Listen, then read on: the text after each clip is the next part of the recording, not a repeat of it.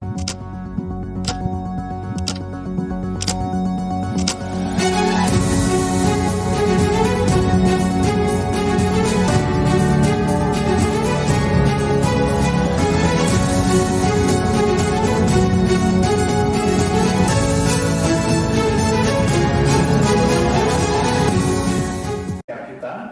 bertemu kembali di dalam program Inspirasi Maranatha. Nah, saudara-saudara, mari kita awali dulu dengan doa, dan saya mau berdoa mengajak setiap kita, dan izinkan saya berdoa secara iman Kristen. Mari kita bersama menghadap Tuhan.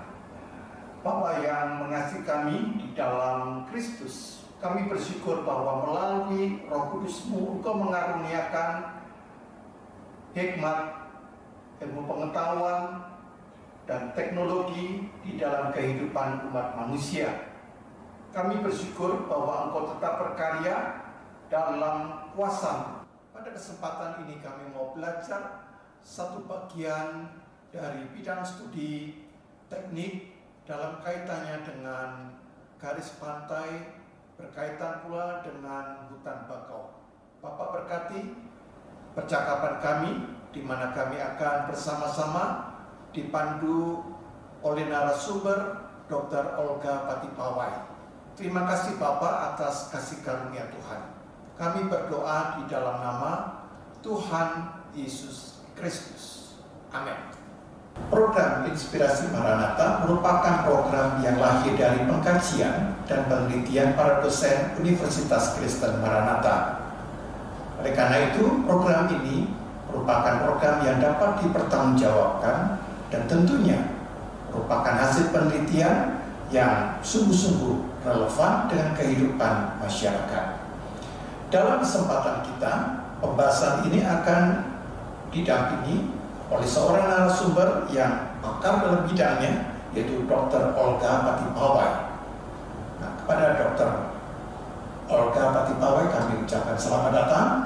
Dan mungkin baiknya Ibu Olga berkenan memperkenalkan diri kepada pemirsa. Silakan Ibu. Ya, terima kasih Pak Pendeta Yohanes. Selamat sore, saudara kekasih dalam Yesus Kristus. Bagi saya ini merupakan suatu kesempatan yang sangat baik boleh bergabung di program Inspirasi Maranatha. Saya Olga Patipawai. Saya tenaga pendidik atau dosen dari program studi teknik sipil di Universitas Kristen Maranatha. Saya bergabung di program studi ini sejak tahun 2005 setelah saya menyelesaikan program doktor dan juga postdoc dari Universitas Texas A&M University di Texas. Ya, saya bersyukur bisa berkiprah melayani di program studi ini. Topik pembahasan yang saya dalami di teknik sipil ini terkait dengan teknik pantai dan juga teknik kelautan. Jadi pada saat ini mungkin kita akan berbincang-bincang terkait dengan manajemen wilayah pesisir. Kira-kira seperti itu, Pak Pen? Ya, terima kasih Bu Olga. Dan Bu Olga seorang doktor yang diberikan oleh Tuhan kesempatan menyelesaikan di Texas ya. Nah, salah satu tulisan yang telah ditulis oleh Bu Olga dalam bentuk jurnal itu judulnya dalam bahasa Indonesia saya sebutkan Analisis Perubahan Garis Pantai Wilayah Pesisir Subang, Jawa Barat periode tahun 2010-2019 ya, dengan citra satelit. Wah, keren ya foto itu ya. Nah, apakah bisa dibantu Ibu penjelasan apa yang menjadi pemikiran atau latar belakang sehingga Bu Olga ini menulis satu jurnal dengan judul Analisis Perubahan Garis Pantai Wilayah Pesisir Subang, Jawa Barat, kurun waktunya 2010-2019. Silakan Bu Olga. Ya, begini para pemirsa, kita lihat dulu deh ya. Indonesia itu kan negara kepulauan, pulaunya begitu banyak, dan yang perlu dipatut disadari adalah Indonesia itu mempunyai garis pantai terpanjang kedua sedunia, Pak Pendeta. Garis pantai kedua. Jadi yang pertama tuh Kanada, baru yang berikutnya adalah Indonesia. Nah, hanya saja tidak dapat dipungkiri ya karena tata kelola kondisi pantai di Indonesia ini cukup Tadi Pak Pendeta juga menggarisbawahi terkait dengan mengapa garis pantai, karena selain kita memang punya garis pantai yang besar, kondisinya ada yang prihatin, nah ini pun juga mempengaruhi hutan bakau atau hutan mangrove dan pasir pantai Indonesia ini juga terancam mengalami kerusakan. Dan kita tidak pungkiri hutan mangrove itu ternyata Indonesia merupakan yang paling besar, punya hutan mangrove-nya, termasuk spesies terbanyak dari mangrove ada di Indonesia Pak. Jadi bisa kita bayangkan kalau ini ternyata mengalami kerusakan. Jadi kami di sini sebetulnya saya itu mendalami dari beberapa wilayah, karena memang pada saat ini, pada kesempatan program ini, saya lebih menekankannya ke wilayah pesisir Subang. Jadi latar belakangnya ini, di Subang ini agak unik. Jadi ada yang terjadi kemunduran garis pantai, tapi ada juga yang terjadi maju garis pantainya, artinya ada sedimentasi, ada pengendapan akibat dari wilayah sungainya, dari daratan. Jadi latar belakang ini unik ya. Jadi itu yang bikin mengapa memilih wilayah pesisir Subang yang untuk kali ini gitu ya. Jadi ini kalau nanti bisa di-share gitu ya dari PowerPoint-nya, ini ada sedimentasi yang terjadi di Pusaka Negara gitu ya, dan juga di Belanakan. Ini nanti bisa dilihat ya, nanti mudah-mudahan bisa kita lihat PowerPoint-nya. Tapi juga ada abrasi di Legon Kulon. Nah di sini nanti dilihat lagi ada yang realnya lagi di sini, abrasi yang terjadi di wilayah yang dekat dengan pemukiman, terjadi abrasi. Ini kalau dilihat dari gambarnya ini, bayangkan ya, jalan sudah tergerus oleh jalan raya Pak Ben. Ini kita perhatikan ya dari gambar ini, jalan raya Pak Pendeta. Ya ini yang sangat memperhatikan, dan ini terjadi di tahun 2013 yang ada di layar ini. Dan kemungkinan ini, dan kemudian juga dari peta, makanya ini nanti akan dikaitkan dengan satelit, citra satelit ini, karena di sini ada salah satu contoh peta abrasi dan sedimentasi beserta inundasi di sekitar muara sungai Cipunegara yang ada di wilayah pesisir Kabupaten Subang. Ada sedimentasi, tapi ada juga abrasi. Gitu. Jadi itu yang melatar belakangi kami ya, saya terutama gitu, untuk mempelajari apa nih perubahan garis pantainya bagaimana ya. Gitu. Itu yang menjadi motivasi untuk melakukan penelitian ini Pak Pendeta. Karena ini sebetulnya pengaruhnya itu bukan, kalau dari teknik sipil bukan hanya lihat maju atau mundurnya ya, tapi kita kan ini bisa melihat dari bagaimana ekologisnya, bagaimana ekonominya, bagaimana sosiologinya. Itu Pak Pendeta yang menjadi hal ketertarikan kami begitu ya untuk melakukan penelitian ini. Ya, tadi disebutkan bahwa pesisir pantai Subang itu ya, mengalami kerusakan. Jadi apakah Subang ini merupakan kondisi paling parah, wilayah yang paling parah, sehingga Ibu memilih Subang dibandingkan yang lain? Atau kemungkinan yang lain masih bagus ya? Jadi saya khawatirnya bahwa jangan-jangan sebenarnya ada yang lebih parah, tapi kebetulan karena Maranatha dekat di Jawa Barat, jadi arahnya lebih ke lokasi yang lebih dekat. Ataukah mungkin kalau Ibu lihat sebagai seorang ahli yang berkaitan dalam bidang kelautan, bahwa ini hanya harapan saya, semoga tidak daerah wilayah-wilayah lain tidak mengalami kerusakan. Itu bagaimana? Ya, ini sebetulnya satu wilayah yang diteliti, tidak hanya satu Pak Pendeta. Karena saya itu juga melihat lagi beberapa pantai, menilai bagaimana kerentanannya. Jadi yang Subang ini merupakan salah satu saja. Salah satu saja. Saya juga sudah mencoba mempelajari terkait dengan kerentanan pantai ini, itu di daerah Banten, di Kerawang, di Pangandaran, dan juga di Yogyakarta. Jadi untuk kali ini supaya bisa memberikan gambaran salah satu lokasi ya, salah satu lokasi pesisir yang mengalami kerusakan gitu. Ya. Jadi agak memprihatinkan bahwa ini hanya salah satu, berarti banyak pantai yang juga mengalami kondisi yang serupa atau mungkin juga bisa lebih buruk juga bisa terjadi. Ya. Pertama yang lokasinya itu dekat dengan pemukiman, itu agak beresiko ya Pak Pendeta. Kebetulan ini kan kalau kita perhatikan Subang itu kan adanya di wilayah utara. Kita bisa bayangkan di wilayah selatan yang langsung menghadapi Pasifik, seperti di Jogja itu ya. di Pangandaran itu juga. Tapi memang itu bergantung dari pantainya ya, karena pantai itu kan punya morfologi tersendiri ya. Jadi kalau yang mangrove itu kan yang berlumpur ya. Tapi kalau yang kerikil mungkin kalau dilihat dari garis pantainya mungkin tidak terlalu tidak terlalu terpengaruh begitu. Ya, jadi memang dilihat juga dari morfologi pantainya. Gitu. Baik Bu Olga, lalu di jurnal itu menyebutkan bahwa salah satu faktor utama kerusakan pantai adalah karena mangrove ya, hutan bakau itu dirusak, mengalami kerusakan.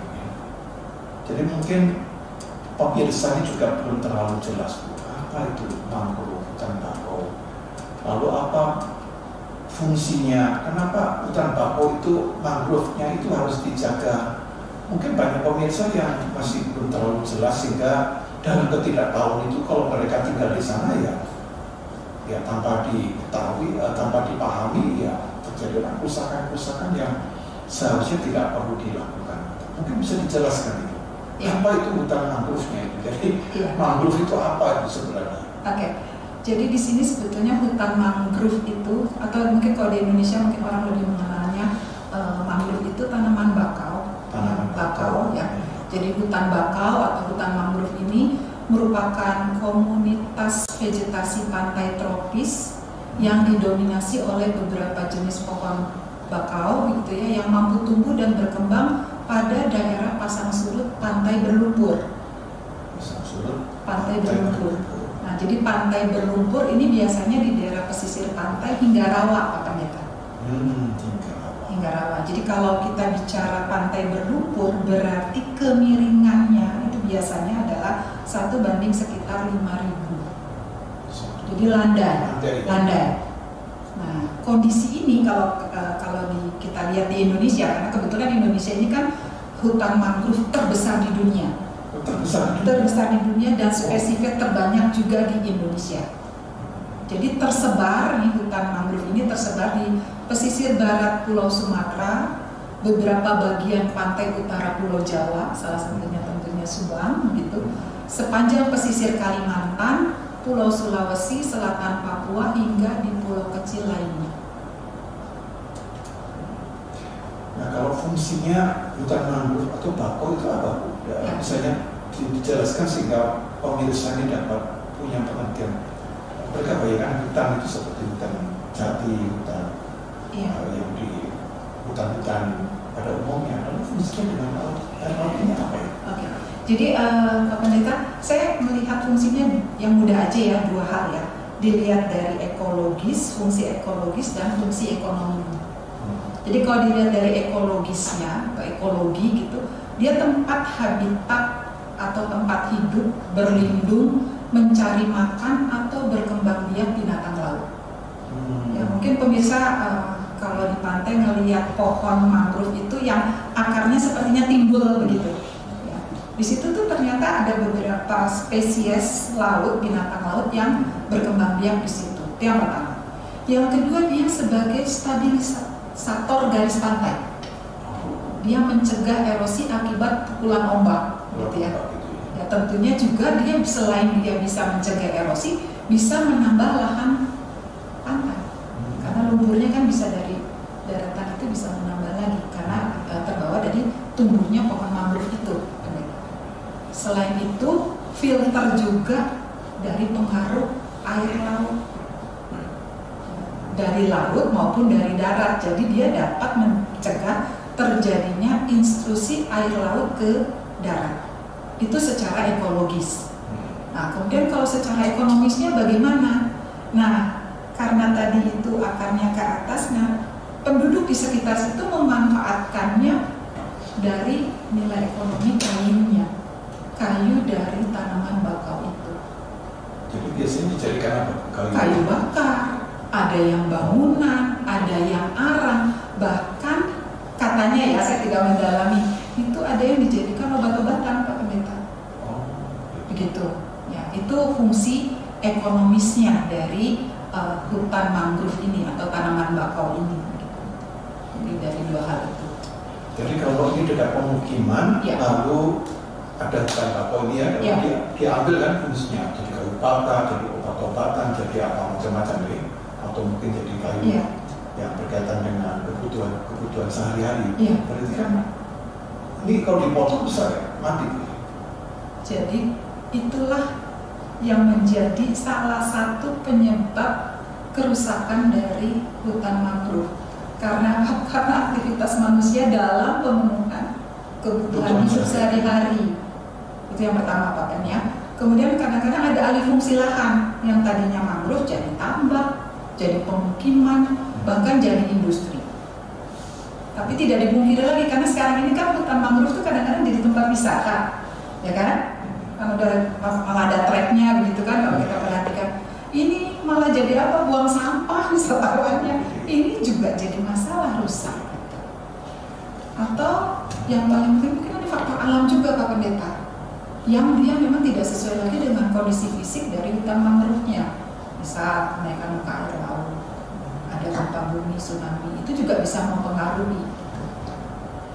Kembali kepada soal ini Bu ya, supaya hutan mangrove itu tidak diganggu gitu. Kenapa tidak misalnya oleh pemerintah daerah lah, itu diberikan semacam apa ya, pembatas atau pagar sehingga ini bagian ini tidak sampai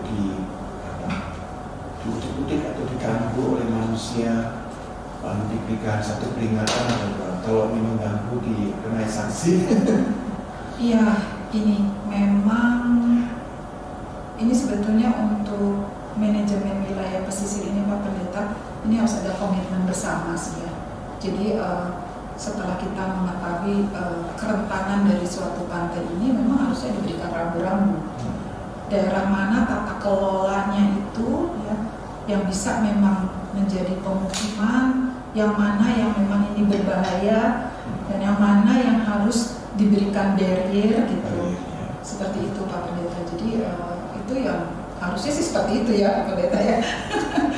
Iya. Terima kasih Bu Olga. Kita sudah membahas dalam sesi yang pertama satu pembahasan yang makin menyadarkan kita bahwa kita pun juga bertanggung jawab menjaga ekologi. Kalau garis pantai itu berubah, sebenarnya juga akan mempengaruhi aspek-aspek kehidupan yang lain.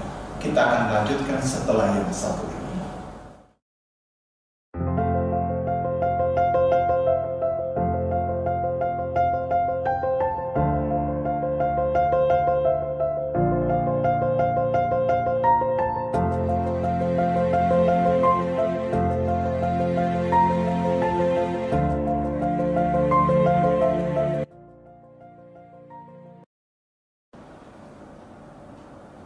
Kita lanjutkan dalam sesi yang kedua ini, dan pembahasan ini tentunya makin menarik, dan pembahasan ini juga akan melihat sisi yang selama ini mungkin kita tidak mengenal, tapi itu berkaitan langsung dengan kehidupan kita.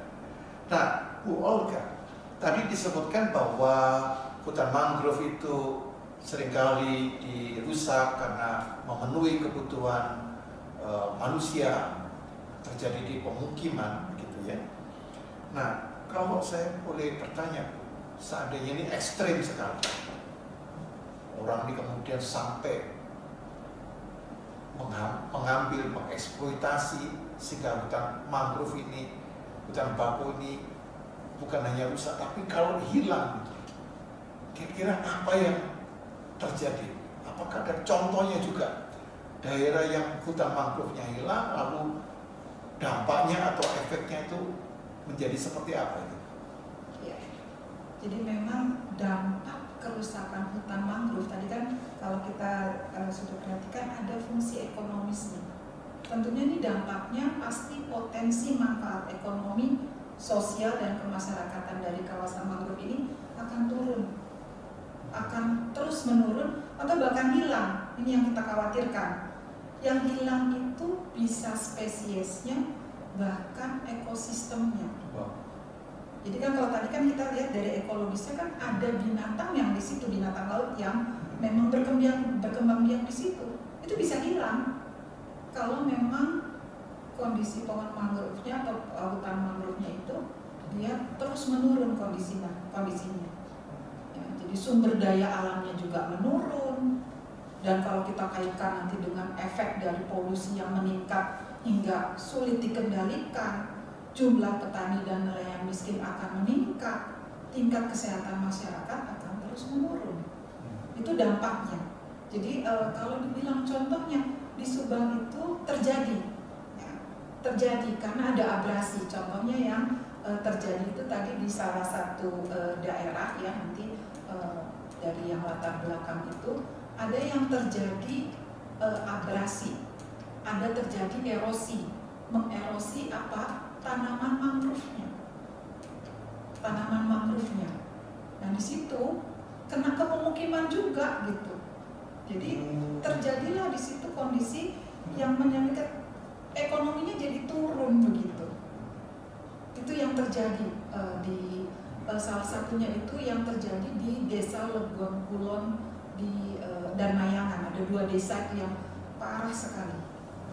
Termasuk yang beberapa bagian dari hutan mangrove-nya itu mengalami kualitas yang terus menurun.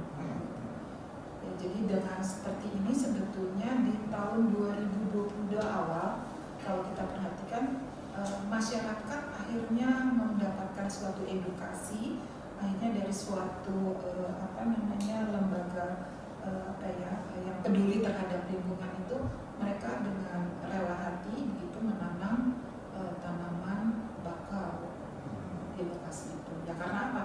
Karena itu tadi ada dampaknya. Jadi biasanya begitu ya kalau kita ya, kalau udah ada dampaknya begini, ya mau nggak mau akhirnya bangun dengan sendirinya gitu. Meskipun kesadarannya tidak semua yang Pendeta ya. Jadi saya mencatat ada beberapa dampak yang penting ya, sangat krusial. Yang pertama, spesiesnya menjadi mati, hilang. Jadi ada kemungkinan bahwa spesies itu kalau saya bayangkan dengan kerusakan ini setiap hari ada jangan-jangan puluhan yang mati, gitu ya. Lalu dihitung dalam sekian tahun kita bisa bayangkan ada ratusan spesies yang mati.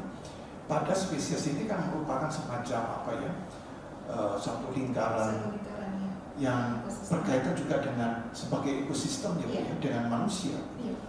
Dan yang kedua bahwa kalau mangrove ini rusak maka dia terjadi air laut itu makin intrusi ke daratan dan juga otomatis meminggirkan manusia itu lebih jauh lagi, ya.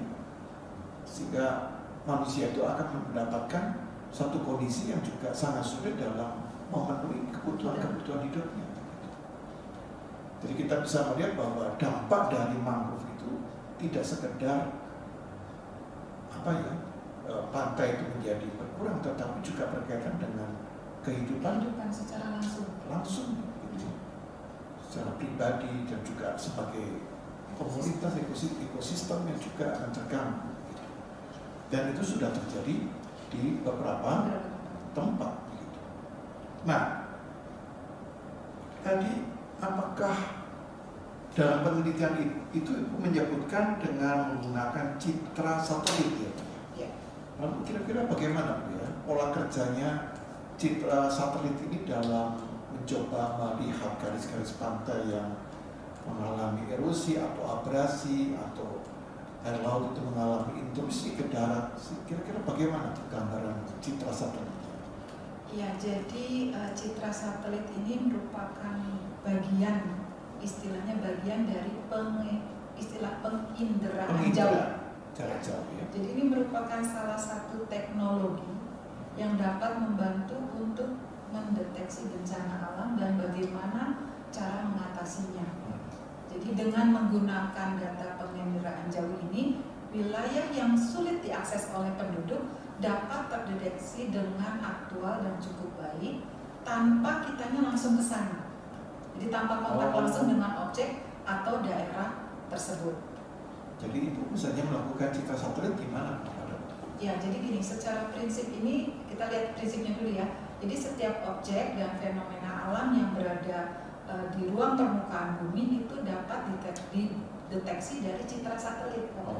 Yeah. Jadi itu kayak kamera lah begitu. Kamera. Ya, jadi kemampuan citra satelit ini dia dapat mendeteksi objek dan fenomena alam yang terjadi yang sangat tergantung dari resolusinya. Jadi seperti kamera ini kan dia tergantung dari resolusinya. Makin tinggi dia, makin tajam gitu ya. Jadi baik spasialnya, spektralnya, radiometriknya, dan temporalnya gitu.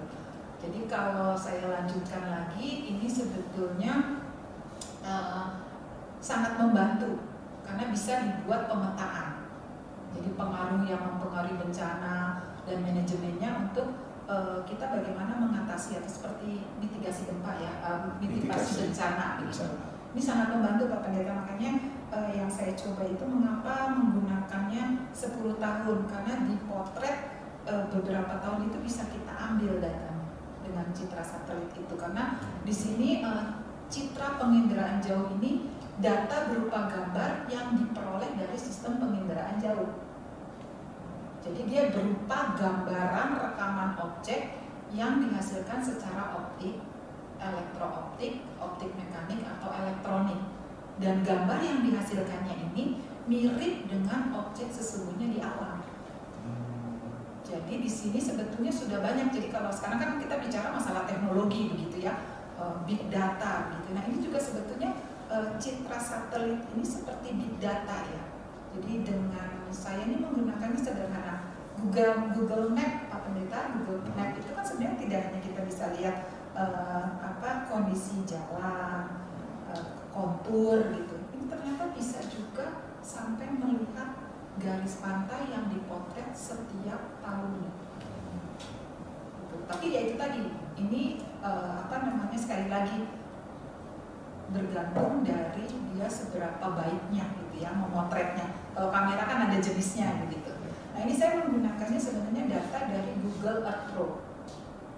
Pakai Google Earth Pro gitu ya. Jadi kayak GPS lah begitu. Jadi bisa difoto. Jadi saya tinggal tracing aja gitu. Jadi di sini kalau 10 tahun ya tinggal di tracing aja. Ini nanti bisa dilihat salah satunya ini garis pantai yang ada di Subang ya. Karena saya kan untuk yang kali ini, program kali ini saya memaparkannya yang di Subang. Jadi di tracing data garis pantai setiap tahunnya. Disitulah nanti yang bisa terlihat perubahannya. Ini sangat membantu karena saya nggak perlu datang ke Subangnya.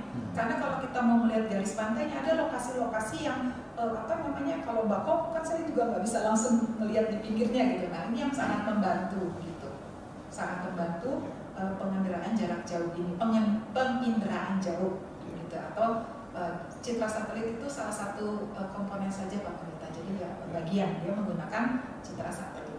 Tapi prinsipnya sama kayak kamera. Nah, jadi kita lebih efisien, lebih efektif, ya, ekonomi juga dapat sampai ke sana. Tetap saya bayangkan begini, kan ini teknologi yang canggih ya untuk memotret, dan motretnya juga lengkap lagi ya, garis pantai kelihatan, kontur-konturnya kelihatan, yang bisa kelihatan juga. Nah seandainya kita tahu kondisi seperti itu, kan kita bisa juga bantu pemerintah daerah. Misalnya kita kirim hasil, mungkin pemerintah daerah yang di daerah itu nggak sempat melihat gitu ya, kita kirim, ingat daerahmu, wilayah kamu garis pantainya sudah rusaknya seperti ini. Kira-kira ada nggak terpikirkan oleh bukan hanya Polka tapi para peneliti yang lain untuk memberikan semacam masukan, kontribusi pemikiran bahwa wilayah-wilayah tertentu di satu wilayah atau satu daerah itu sudah katakanlah warning ya, sudah lampu merah gitu, sehingga tidak sekedar kita meneliti tetapi kita juga bisa memberikan masukan yang penting bagi pemerintah dalam mengambil kebijakan. Kira-kira bagaimana?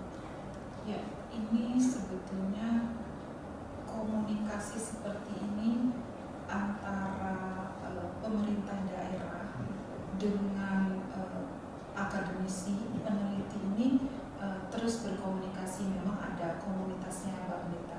Jadi kita tuh memang dari peneliti ini sangat juga perlu membantu untuk mengedukasi masyarakat sekitar, selain memberikan informasi bahwa lokasi ini nampaknya sangat erosinya sangat kritis, atau di sini sedimentasinya juga harus diperhatikan begitu. Nah itu hasil-hasil penelitian ini memang harusnya itu bisa dikomunikasikan. Jadi peneliti juga harusnya punya punya follow up begitu ya, untuk mengkomunikasikan itu ke pemerintah. Saya sempat waktu itu ke daerah Banten Pak Pendeta, karena kami melihat, dan di situ itu ada salah satu akademi maritim, jadi sempat bicara begitu ya. Karena kita pikir setelah saya menganalisa kerentanannya, yang memberikan masukan, hanya memang ini harus jadi komitmen ya, jadi harus ada sarana bagaimana ini kita bisa saling saling membantu begitu. Ya. Tapi upaya ada, hanya memang perlu ditingkatkan untuk beberapa daerah yang memang secara kondisi itu rawan bencana ya, ini bisa disebut rawan bencana. Biasanya kalau orang di dekatnya itu tidak terlalu melihat kerusakan ya Bu ya, atau mungkin karena tiap hari melihat itu jadi biasa saja gitu kan. Tapi peneliti atau akademisi itu melihat dari skop yang lebih luas gitu. Nah mereka lebih concern terhadap bidang studi yang berkaitan dengan daerah itu ya.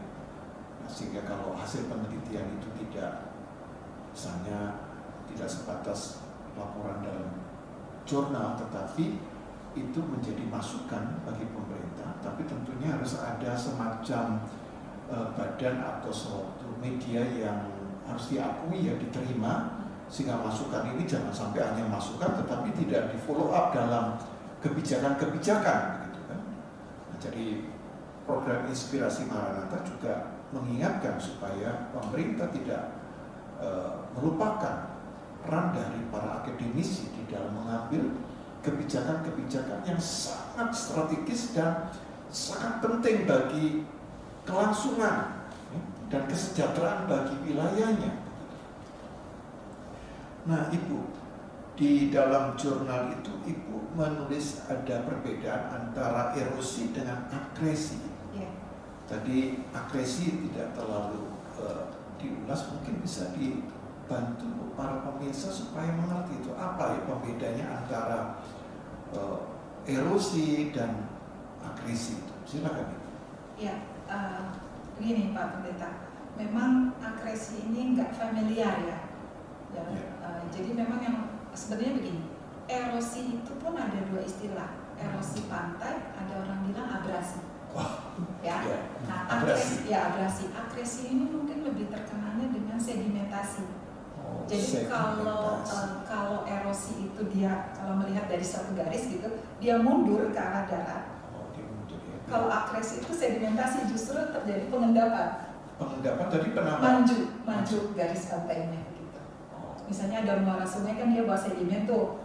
Jadi nambah, itu salah satunya. Jadi kalau abrasi itu kerusakan garis pantai akibat terlepasnya material pantai seperti pasir atau lempung yang terus-menerus dihantam gelombang laut, jadi dia terjadi perubahan keseimbangan angkutan sedimen di perairan sehingga daratannya hilang karena terkikis di wilayah pesisir. Tapi kalau akresi, dia perubahan garis pantainya menuju laut lepas.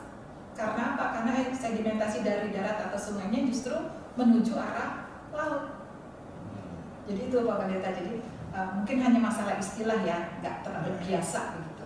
Jadi erosi itu sebetulnya sama dengan abrasi, kalau sedimentasi pengendapan sama dengan akresi.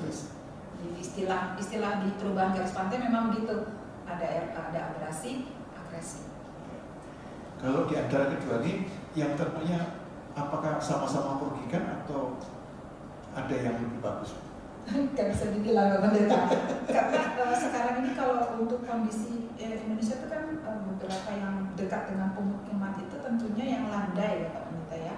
Yang landai itu yang berlumpur itu biasanya lebih sering terjadinya itu abrasi atau erosi.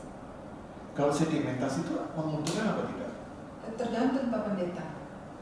Saya nggak bisa bilang juga, ada yang bilang bisa menguntungkan begitu ya, karena kan terjadi penambahan gitu. Tapi kalau di pelabuhan bahaya, nanti kapalnya nggak bisa melabuh gitu karena terjadi pengendapan gitu. Ya, jadi jangan seru-seru juga. Ya, sedimentasi, ya penambahan garis pantai itu tidak berarti selalu baik. Selalu ya tergantung. Gitu.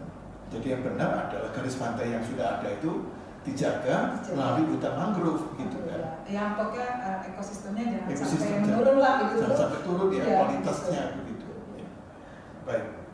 Nah, salah satu bahwa peran atau fungsi hutan bakau mangrove itu adalah untuk mengatasi kenaikan permukaan air laut. Ya. Jadi supaya kalau bisa darat itu lebih tinggi daripada air laut, tapi gitu ya.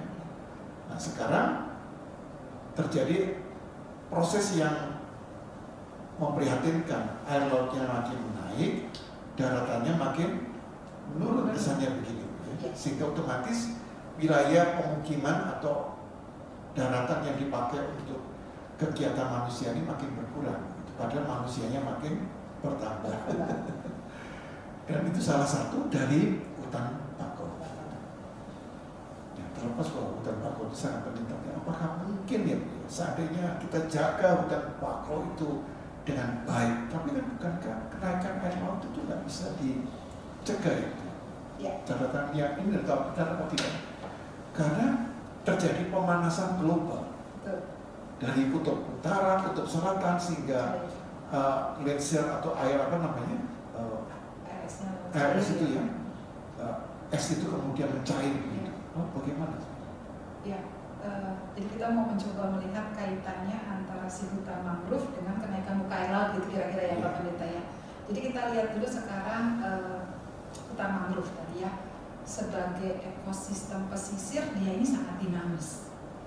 Ya, mangrove itu memang punya akar-akar yang unik gitu. Jadi dia tuh sebetulnya punya kemampuan atau daya adaptasi untuk merespon perubahan lingkungan. Itu salah satu secara esensial ya, dan dia merupakan ekosistem. Jadi saat permukaan air naik, mangrove ini memang akan bergerak ke arah darat. Dia membentuk zonasi baru. Itu kalau memang kita lihat dari mangrove-nya ya Pak Pendeta ya. Tapi memang kalau kecepatan kenaikan elevasi muka air tanah ya ini, elevasi muka air tanahnya lebih tinggi dari kecepatan kenaikan muka air laut, mangrove bisa hidup. Tapi kalau sebaliknya, jadi kecepatan untuk berpindahnya lebih lambat dari kenaikan muka air lautnya, maka keberadaan hutan mangrove-nya akan terganggu, bahkan perlahan akan menuju kepunahan. Jadi bagusnya memang mangrove itu bisa beradaptasi, hanya dilihat lagi kecepatan dari elevasi permukaan tanahnya. Ya, jadi di sini memang mangrove ini dia punya mekanisme khusus ya untuk merespon kenaikan muka air laut lewat pengikatan sedimennya karena dari akarnya itu. Jadi input sedimen yang terus-menerus ini tentu akan menambah volume tanah sehingga elevasi permukaan tanahnya naik. Ya, jadi pertumbuhan akar halus mangrove ini juga turut menambah volume dari tanahnya Pak Pendeta. Ya. Hanya saja memang setiap hutan mangrove ini punya kapasitas yang berbeda dalam merespon kenaikan muka air laut. Karena apa? Karena ada perbedaan geomorfologi, hidrologinya, karakteristiknya. Jadi di sini kalau dia mampu, jadi kalau mangrove-nya mampu beradaptasi terhadap kenaikan muka air laut, ini juga menjadi bukti tingkat kesehatan dari hutan mangrove-nya. Jadi mangrove ini juga memiliki resiliensi baik, dapat dikatakan sebagai mangrove yang sehat dan memiliki kemampuan adaptasi yang lebih baik. Jadi luar biasa memang gitu. Jadi memang kita harus ini ya, harus menyadari hal itu ya. Begitu Pak. Ya. Kita sudah mendengar ya satu penjelasan yang menyentuh kita ya, bahwa hutan mangrove bukan sekedar tanaman biasa, tetapi juga mempunyai fungsi yang sangat ya, lengkap ya, multifungsi ya, dalam kehidupan kita. Nah, kita akan lanjutkan setelah yang satu ini.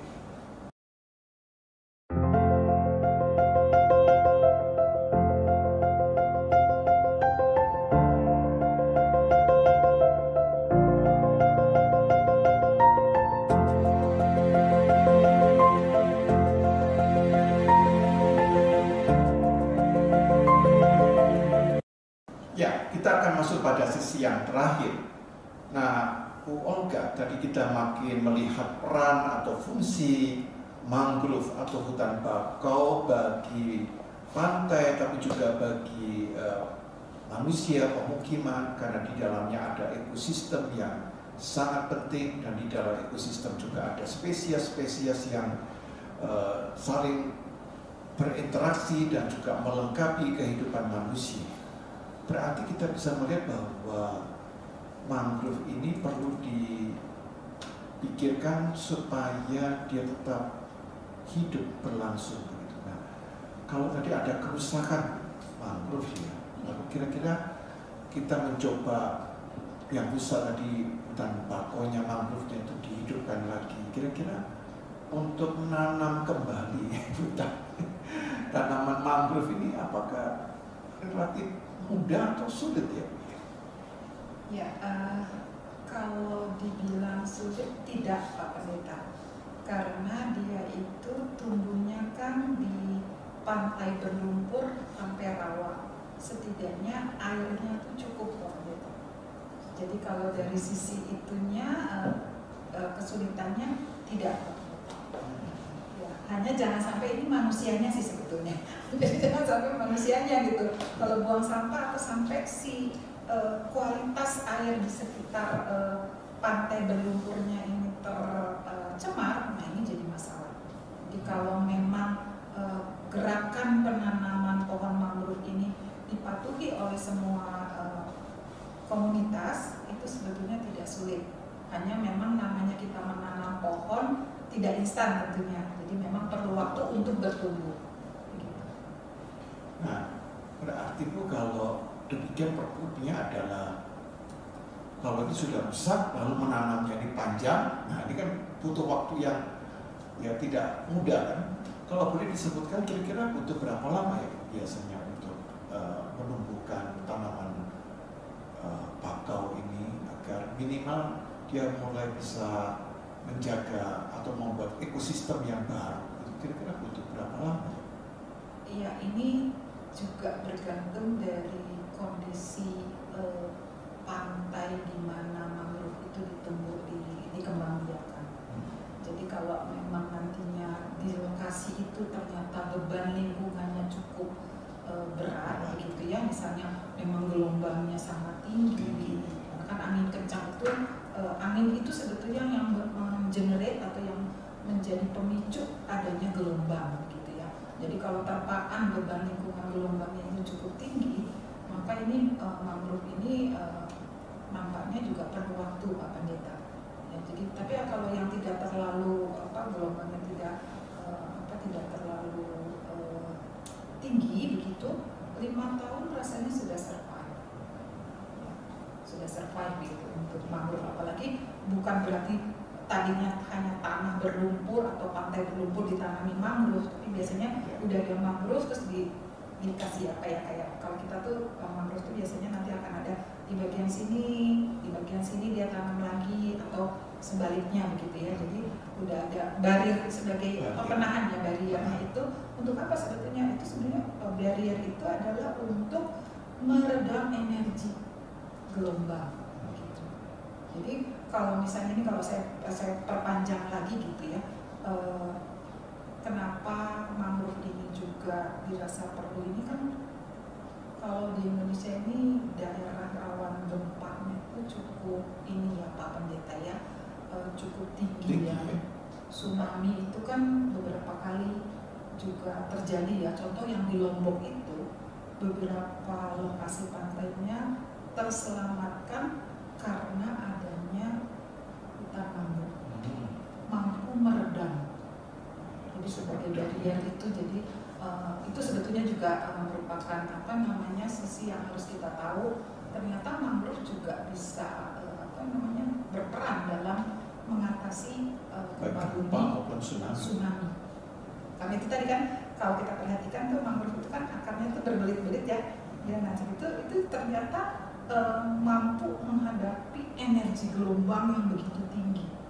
Jadi efektif juga itu energinya diredam supaya tidak kedaratannya tidak menjadi fatal. Jadi itu mangrove juga berperan. Hanya memang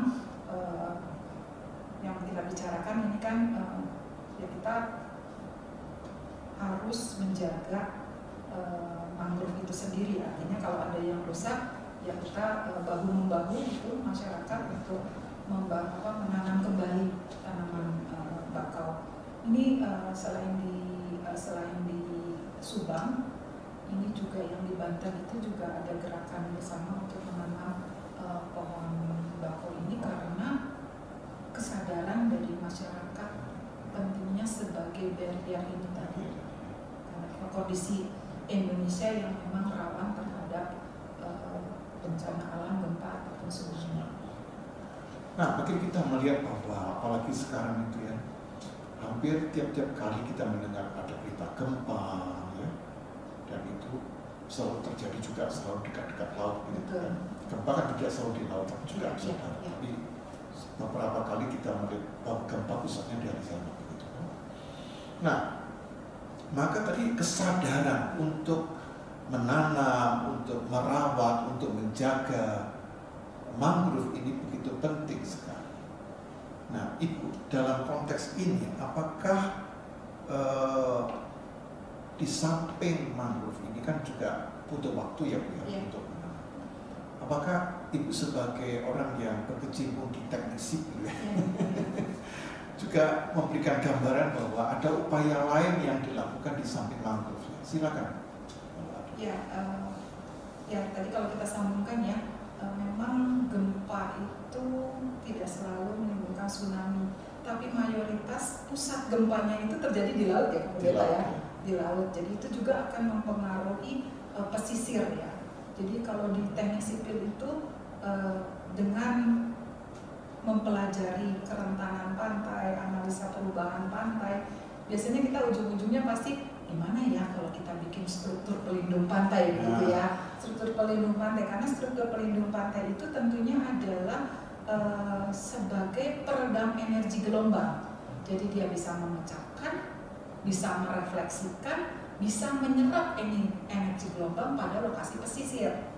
Nah, tapi kan sekarang kita mau bilang, itu strukturnya seperti apa? Ya. Jadi di sini strukturnya, kalau tadi kita banyak bicara masalah hutan mangrove, itu adalah di teknik sipil saya bilangnya adalah soft structure. Jadi mangrove itu termasuk soft structure. Kalau ada soft tentunya ada yang hard, begitu ya. Yang hard structure-nya itu kami biasanya bilangnya bangunan pemecah gelombang, karena namanya struktur pelindung pantai yang bisa meredam energi gelombang. Nah itu sebetulnya tipenya juga banyak bangunan pemecah gelombang. Tapi yang biasanya di Indonesia itu bangunan pemecah gelombangnya tentunya yang materialnya pun mudah didapatkan, makanya biasanya tumpukan batu begitu. Itu yang biasa mudah didapat. Contohnya ya kalau kita di daerah pariwisata tuh ada di Pangandaran, itu juga ada bangunan pemecah gelombang. Itu yang kita kategorikan hard structure. Jadi hard structure dengan soft structure terus bedanya apa? Kalau soft structure butuh waktu. Karena kalau kita nanam bakau dari yang awal itu kan ada yang 5 tahun udah oke gitu. Tapi kalau nunggu 5 tahun nanti jangan-jangan tidak menyelamatkan, erosinya tetap terjadi karena terlalu lama. Nah dibangunlah yang namanya bangunan pemecah gelombang. Gitu. Tapi bangunan pemecah gelombang itu pun juga harus kita tahu dia posisinya di mana. Apakah sejajar garis pantai atau justru dia harus paralel, tegak lurus, gitu ya. Tegak lurus itu dari mana tahunya? Nanti kita akan mempelajari lagi dari beban lingkungannya. Karena beban lingkungannya tergantung angin terbesarnya terjadinya di arah mana, begitu ya, di arah mana. Jadi kita akan tahu posisinya seperti apa.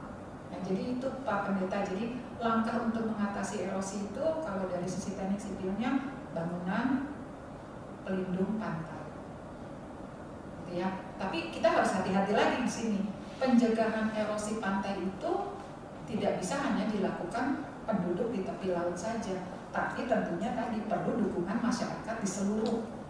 Mengapa? Salah satunya adalah pemanasan global. Air lautnya kan naik gitu, bisa menyebabkan daratan tenggelam. Jadi kalau dari sipil ya bilangnya memang struktur pelindung pantai, tapi ya harusnya ini adalah jadi perhatian semua. Begitu. Ya.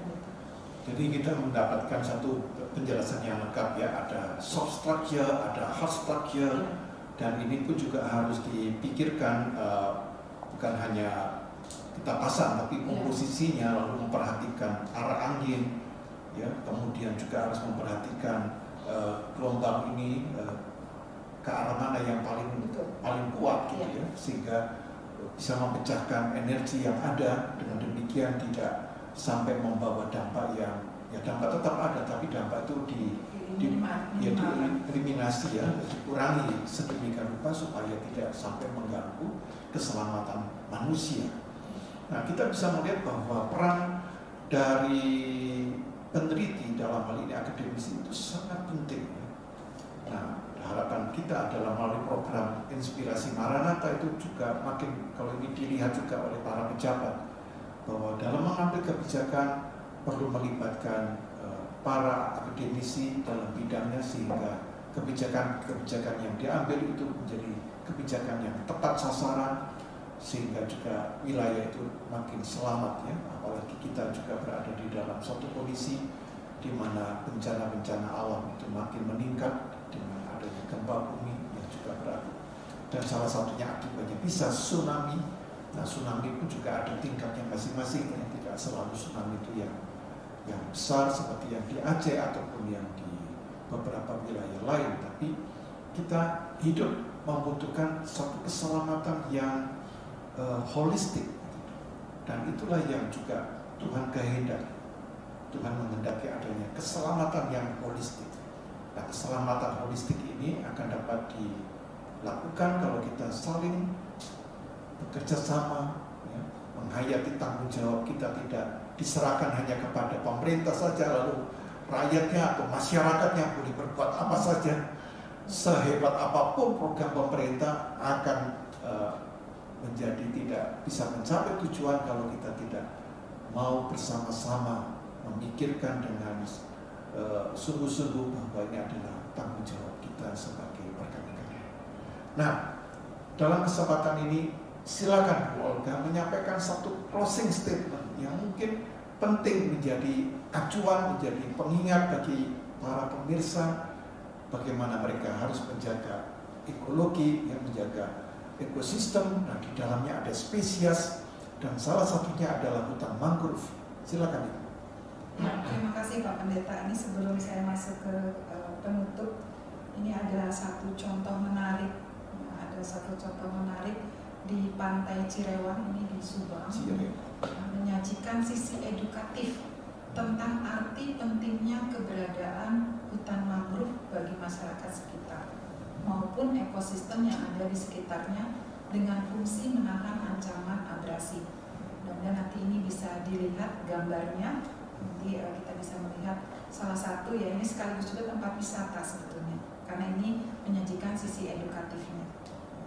Jadi dari sini saya mencoba memberikan penutup Pak Pendeta dari program Inspirasi Maranatha ini, bahwa komitmen dari semua pihak sangat dibutuhkan untuk mengatasi kerusakan pantai. Mengapa? Karena dampak negatif akan berbahaya bagi kelangsungan hidup masyarakat pantai. Oleh karena itu, pengelolaan wilayah pesisir berupa meminimalisir degradasi lingkungan yang terjadi dengan melakukan pembangunan pesisir secara berkelanjutan, baik itu soft structure maupun hard structure. Begitu Pak Pendeta. Kita sudah mendengar satu closing statement yang penting, bagaimana kita mempunyai komitmen bersama menjaga kelangsungan hidup kita. Karena kita tahu bahwa yang disebut kelangsungan hidup bukan hanya kita, tapi ada anak, cucu, berikutnya cicit. Terus kita ingin mewarisi satu habitat yang dapat dinikmati oleh para keturunan kita. Jangan sampai yang bisa menikmati cuma kita, tapi setelah itu anak cucu kita, keturunan kita, mereka mengalami penderitaan atau akibat yang fatal dari kerusakan ekologi. Semoga pembahasan ini benar-benar dapat membuka mata kita pentingnya tanggung jawab kita bagi keturunan dan juga bagi ekologi secara lebih makro. Kiranya setiap kita makin dipakai oleh Tuhan menjadi agen-agen pembaruan. Kita akan akhiri program ini dan kembali izinkan saya menutup dalam doa. Mari kita bersama berdoa. Bapa yang Maha Baik, Engkau di dalam kasih karunia-Mu memanggil kami, di mana kami diingatkan akan firman Tuhan bahwa kami diciptakan menurut gambaran rupa Allah, supaya kami berkuasa atas ikan-ikan di laut, atas burung-burung di udara, dan segala binatang yang merayap di bumi. Dan kekuasaan itu Engkau perintahkan sebagai mandataris Tuhan, sehingga kami harus melakukannya dengan penuh tanggung jawab. Tuhan, mampukan kami dengan ulasan yang telah kami dengarkan dari Dr. Olga Patibawai, agar kami sungguh-sungguh mempunyai komitmen bersama untuk menjaga lingkungan kami. Terima kasih Bapak. Tuhan memberkati Dr. Olga di dalam tugas pelayanan selanjutnya. Demikian Tuhan, kami serahkan hidup kami dalam penyertaan dan kemurahan Tuhan. Kami berdoa dalam nama Tuhan Yesus Kristus. Amin.